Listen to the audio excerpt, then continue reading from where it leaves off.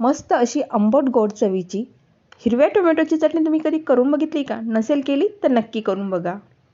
बघा यासाठी इथे अर्धा किलो मी हिरवे टोमॅटो घेतलेले आहे. मस्त अशा उभ्या फोडी करून घेतल्या त्याच्या.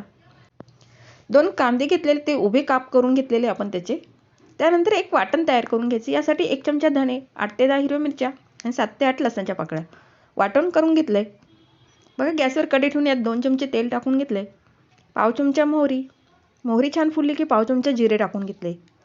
त्यानंतर चॉप केलेला कांदा छान सॉफ्ट होईपर्यंत परतवून घेतला.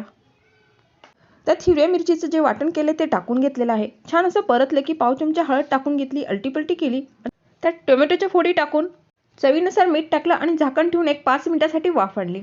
टोमॅटो थोडेसे सॉफ्ट झाले की यामध्ये थोडंसं गूळ टाकून परत झाकण ठेवून 1-2 मिनिटांसाठी वाफ आणली.